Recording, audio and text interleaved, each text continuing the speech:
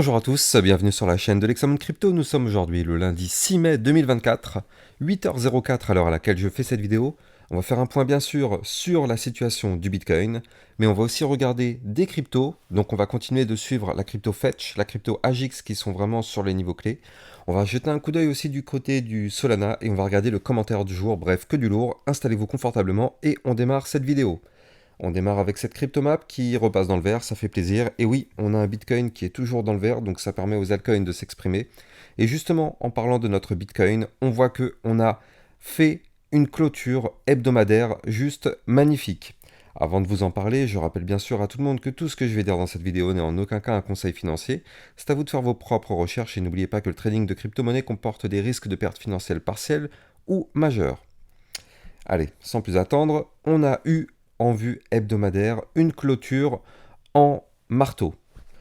Pour rappel, je vous avais expliqué qu'un marteau, qu'est-ce que c'est? Eh bien en fait, il faut avoir déjà une phase baissière, et puis suite à cette phase baissière, il faut clôturer une bougie avec une grande mèche par le bas et un petit corps de bougie.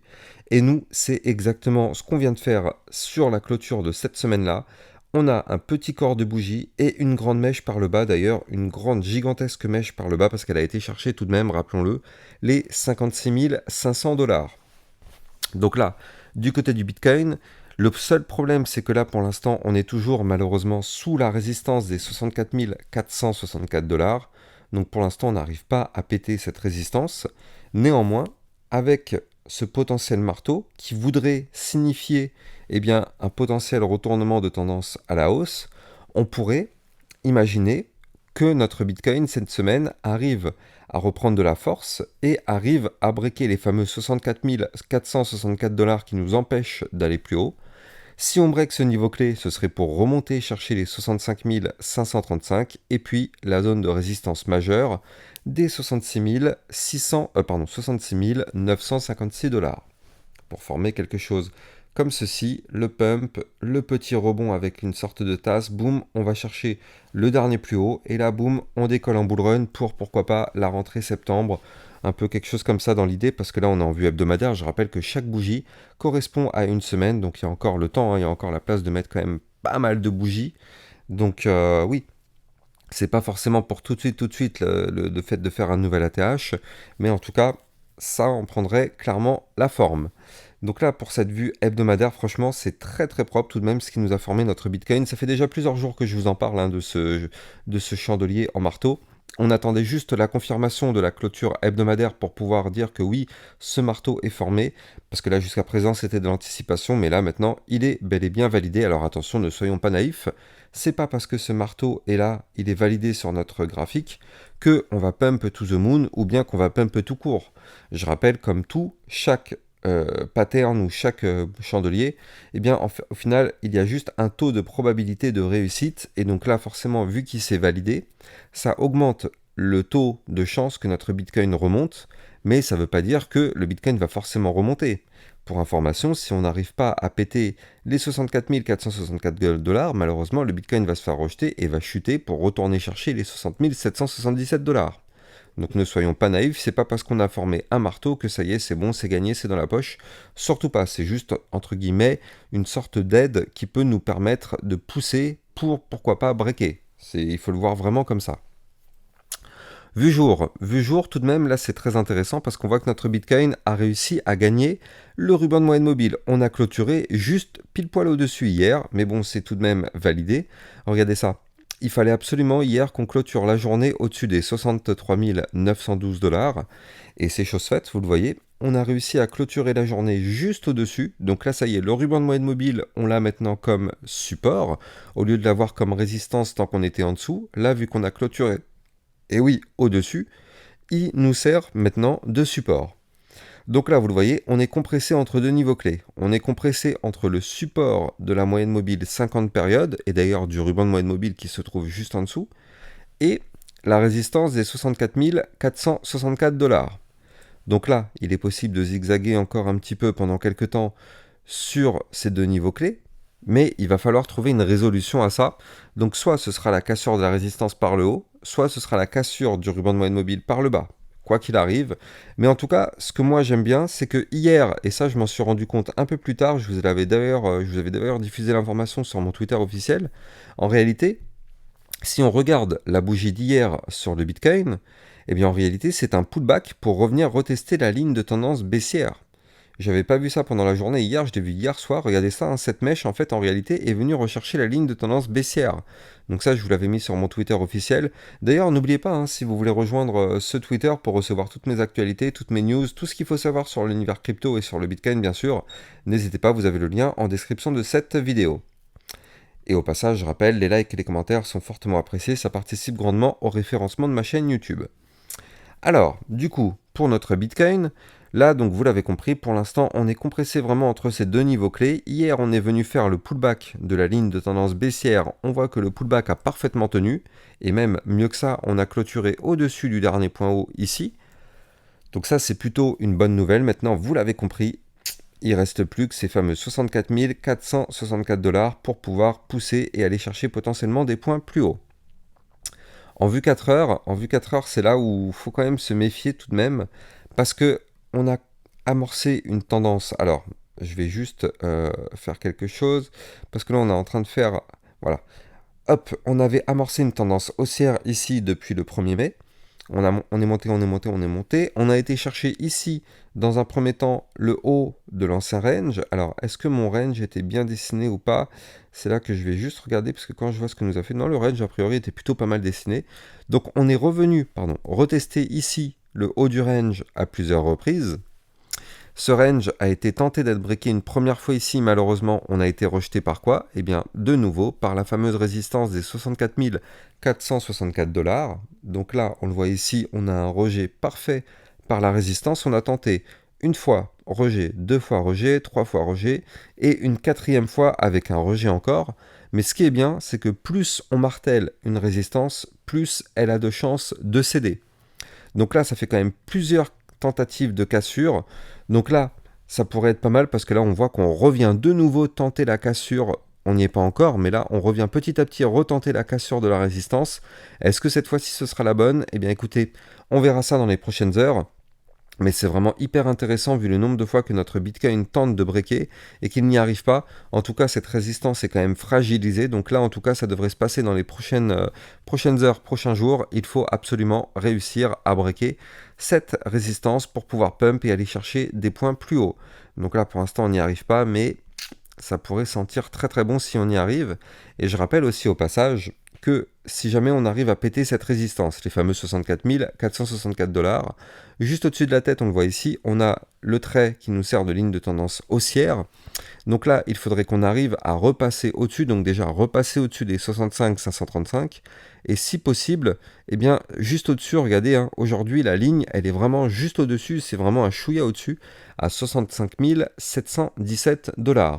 Donc on pourrait faire une double cassure ici en même temps. Mais bon, pour l'instant, on n'y est pas encore. On attend de voir ce qui va se passer. Mais là, ça commence à sentir plutôt bon de côté de notre Bitcoin. Il y a plusieurs quand même indicateurs qui se mettent dans le vert. Et aussi du côté du RSI, il faut quand même le noter, hein. Du côté du RSI en vue hebdomadaire, on est quand même revenu retester ici les 66. Donc on a quand même pas mal chuté par rapport au fait qu'on était à 87, 89 il y a encore quelques semaines. Bon, on est toujours clairement dans une zone de surachat, mais en tout cas, c'est beaucoup mieux d'être dans ce type de RSI plus proche petit à petit des 50 plutôt que des 100. En tout cas, donc là, vu que cette chute a été quand même assez forte, ça a permis justement à notre RSI de redescendre. Et donc ça, c'est plutôt intéressant. Et on va dernier petit point concernant le Bitcoin, c'est surtout, j'ai oublié de vous en parler tout à l'heure, mais c'est Momentum MACD, vous le voyez ici, qui a cross-bull hier, et donc là en fait on est dans un momentum qui est contrôlé actuellement par les boules. Donc ça veut dire que là potentiellement, avec ce momentum contrôlé par les boules, maintenant on pourrait pourquoi pas assister justement à notre fameuse cassure de résistance. Tout ce qu'on est en train de faire là, actuellement, c'est juste pour essayer de breaker une seule résistance. Mais n'oublions pas qu'au-dessus de cette résistance, on en aura une autre majeure à 66 956 sur laquelle on risque de se casser les dents. C'est d'ailleurs cette résistance qui nous a propulsé vers des points beaucoup plus bas. Et si on break cette deuxième résistance, juste au-dessus encore, on aura les 69 005 avant d'aller chercher une autre résistance majeure du haut du range à 71 333 $. Donc là, vous l'avez compris, le parcours sera vraiment semé d'embûches, mais ça sent quand même très très bon pour l'instant du côté du Bitcoin. Je ne peux pas dire à 100% que ça va monter ou que ça va descendre, mais là, avec ce que nous fait le Bitcoin, ça peut sentir plutôt bon. Allez, comme je vous en avais parlé tout à l'heure, on va faire un point sur les cryptos Fetch, AGIX qui sont vraiment sur les niveaux clés et le Solana pour terminer cette vidéo. Mais avant, on va faire un petit point sur le commentaire du jour. Donc le commentaire du jour, c'est Roquesani Jean-Michel. Bonsoir Lexa, merci pour tes précieuses analyses. Ma question est double. Quand une crypto pump et qu'elle passe plusieurs résistances en one shot, faut-il attendre le pullback du support le plus bas? Dans ce cas, doit-on shorter? Alors très intéressant cette question, parce que je suppose qu'il y a pas mal de personnes qui se posent cette même question, et là c'est purement du trading, donc c'est cool. Alors, on va prendre l'exemple parfait justement sur la crypto FET. Donc là, quand tu dis breaker plusieurs résistances, donc là effectivement, c'est notre cas, donc je vais prendre vraiment ce cas concret du fetch. Il fallait déjà breaker ici les 2,3399 qui correspondaient au bas de range, et donc là, on va aller chercher la ligne de coup du double bottom, je vous en avais déjà parlé ici, à 2,4954. Donc il est possible que notre fetch continue de monter un petit peu, et pour répondre à ta question, en effet, à chaque fois qu'on break un niveau clé, il faut s'attendre au pullback, c'est-à-dire à revenir retester ce niveau clé. Donc là, on a ce premier niveau clé qui est là, ce deuxième niveau clé qui est là, et si on break les deux, oui, on pourrait avoir une poussée. Alors, la plupart du temps, il est vrai qu'on ne revient pas forcément retester tous les niveaux clés. On revient tester, ça c'est vrai, avec une haute probabilité, le dernier niveau clé breaké. Si on break deux résistances en one shot, on revient déjà breaker la première. Et souvent aussi, mais un peu moins fréquemment, on revient tester la suivante aussi. Mais disons que la probabilité est plus faible. En tout cas, ce qu'il faut voir, c'est que effectivement, quand on break une résistance, on pousse. Donc là, il faut aller chercher une résistance. Donc on en a une sur le fait qui pourrait se trouver à 2,6687, voire même ici 2,8064. Et donc là, effectivement, pour les traders un peu plus expérimentés, ça peut être bien de placer un ordre de vente, donc pour pouvoir justement trader ce pullback qui aura quand même une forte probabilité d'arriver. Donc là, trader le pullback, ça veut dire on place le short et on revient retester les niveaux clés pour une prise de profit justement sur le niveau clé. Voilà, c'est comme ça que effectivement tu peux le voir.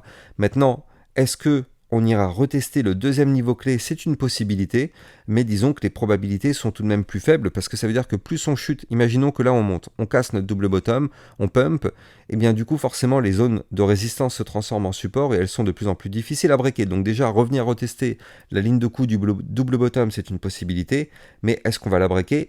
Là, c'est pas sûr à 100%. C'est pour ça que c'est prendre un risque. Alors c'est possible, hein, mais c'est disons quand même plus compliqué.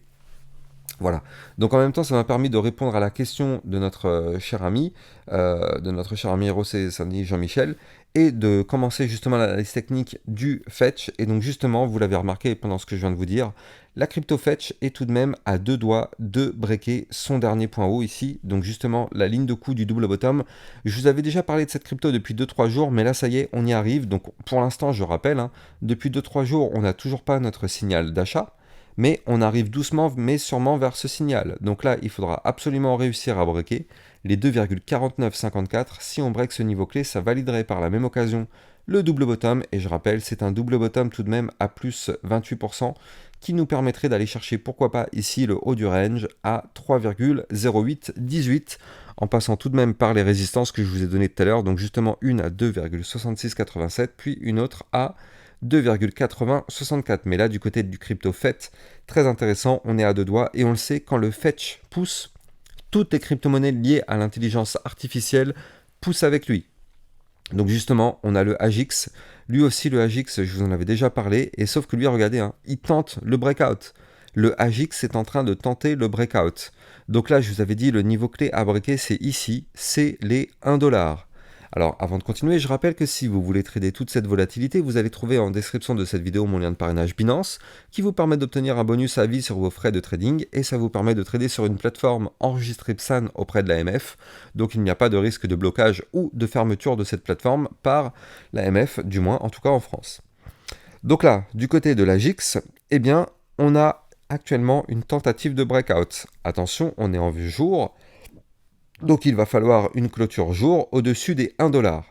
Si on arrive à breaker ce niveau clé, il est possible que le AGX continue de pousser pour aller chercher la résistance des 1,037. Est-ce qu'on arrivera à breaker cette résistance? Eh bien, on n'en sait rien, mais si c'est le cas, on pourra continuer de pousser pour aller chercher le 0,618 Fibonacci à 1,063 et remonter pour aller chercher le 1,05 Fibonacci à 1,141. Et la target théorique de ce double bottom serait quand même d'aller chercher une résistance beaucoup plus haute qui, elle, se trouve à 1,261. Maintenant, attention, comme je viens de vous le dire, on a des grosses zones de résistance en cours de route. Mais en tout cas, à surveiller de très très près les crypto IA parce que clairement, ça peut pousser et pousser fort. D'ailleurs, je pense que ce midi, je vous ferai un point sur les crypto-monnaies de l'intelligence artificielle. Allez, on termine avec le Solana. Le Solana, ça fait quelques jours que je vous en parle plus, mais c'est quand même assez propre ce qu'il est en train de nous faire. On voit que là, déjà, on a des bandes de Bollinger très resserrées. On voit que là, on a fait effectivement toujours une tendance qui est baissière ici, dans ce petit rectangle qui est là. Mais potentiellement, on pourrait inverser la tendance si jamais on arrive déjà dans un premier temps à récupérer le ruban de moyenne mobile, donc c'est-à-dire récupérer les 150,13, et si on arrive à repasser au-dessus de la résistance des 160,13, eh bien on pourrait inverser la vapeur et former cette fois-ci maintenant un début de tendance haussière pour venir retester l'ancien range qu'on avait breaké ici à 169,66. Donc là, ce serait une zone de résistance à récupérer pour former le fameux pullback du bas du range qu'on avait breaké ici. Jusqu'à présent, on n'est jamais revenu le retester. Et bien là, c'est ce qu'on pourrait faire. Donc là, si on pousse, eh bien, ce serait notre target. Et si on arrive à réintégrer ce range par le bas, bien sûr, le but sera chercher le haut du range à 205 $. Bien sûr, je rappelle, tout ça dépend intégralement du Bitcoin. À la seconde où le Bitcoin se met à crasher, tout le marché crypto crash à la même seconde. Donc toujours garder un œil sur le Bitcoin. Mais en tout cas, là, ça commence à sentir très très bon ce qu'on est en train de voir actuellement. On est en train d'assister à des jolis retournements de tendance. Et potentiellement, le Solana pourrait aussi avoir son petit retournement de tendance à la hausse très bientôt si le Bitcoin ne chute pas. J'espère que vous avez kiffé cette vidéo. N'oubliez pas encore une fois de venir me suivre sur mon Twitter officiel, comme ça vous êtes sûr de rater aucune de mes actualités. Et quant à moi, j'ai plus qu'à vous souhaiter une excellente journée. Je vous dis à plus tard pour une prochaine vidéo. Ciao ciao.